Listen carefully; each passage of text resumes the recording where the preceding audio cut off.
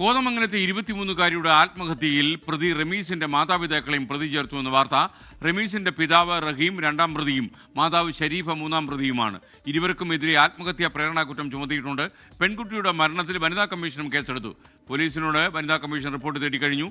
വിവരങ്ങളുമായി ലാൽകൃഷ്ണൻ തത്സമയം ചേരുകയാണ്. Lalkrishnan, good morning. കൂടുതൽ വിശദാംശങ്ങൾ എന്തൊക്കെയാണ്? Good morning Naskeen. നമ്മൾ ഇന്നലെ ഈ വാർത്ത ചർച്ച ചെയ്തതിന് തൊട്ട് പിന്നാലെയാണ് ഇപ്പോൾ പോലീസ് ഇവരെ പ്രതിയെടുത്തിരിക്കുന്നത്. 3 പേരെയാണ് പ്രതിയെടുത്തിരിക്കുന്നത്. റമീസിൻ്റെ മാതാപിതാക്കളെ കൂടാതെ ഒരു സുഹൃത്തിനെ കൂടി ഈ കേസിൽ പ്രതിയെടുത്തിട്ടുണ്ട്. ആത്മഹത്യാ പ്രേരണാകുറ്റം ആണ് ഉള്ളത്. ഈ സുഹൃത്ത് ഈ മർദ്ദിക്കുന്നതും ഇവരെ പ്രഷർ ചെയ്യുന്നത് കണ്ടിട്ടും അതിൽ ഇടപെട്ടില്ല എന്നുള്ളതാണ് പ്രധാനമായിട്ടും ഉള്ളത്. മാത്രമല്ല, ഈ പെൺകുട്ടിയുടെ ആത്മഹത്യാക്കുറിപ്പിൽ സഹദ് എന്ന് പറയുന്ന ഈ സുഹൃത്തിനെ കുറിച്ച് പരാമർശവുമുണ്ട്.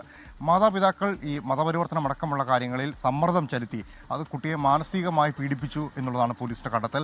അതിന്റെ അടിസ്ഥാനത്തിലാണ് ആത്മഹത്യാ പ്രേരണ കുറ്റത്തിൽ മാതാപിതാക്കളും പ്രതികളായി വരുന്നത്. പക്ഷേ മാതാപിതാക്കൾ ആ സംഭവം നടന്നതിന് തൊട്ട് പിന്നാലെ ഒളിവിലാണ് എന്ന കാര്യം നമ്മുടെ റാഫി കരീം ആ വീട്ടിൽ തന്നെ പോയി റിപ്പോർട്ട് ചെയ്തിരുന്നു. അവരെ ട്രേസ് ഔട്ട് ചെയ്തിട്ടുണ്ട് എന്നുള്ളതാണ് പോലീസ് പറയുന്നത്. പക്ഷേ എവിടെയാണെന്ന് അറിയില്ല.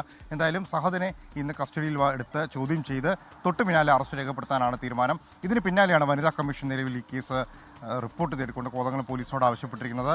സ്വമേധയാണ് വനിതാ കമ്മീഷൻ കേസെടുത്തിരിക്കുന്നത്. 24 മണിക്കൂറിനുള്ളിൽ ഇതുമായി ബന്ധപ്പെട്ടുകൊണ്ടുള്ള മുഴുവൻ അന്വേഷണ റിപ്പോർട്ടുകളും വ്യക്തമാക്കണം എന്നുള്ളതാണ് വനിതാ കമ്മീഷന് ആവശ്യപ്പെട്ടത്.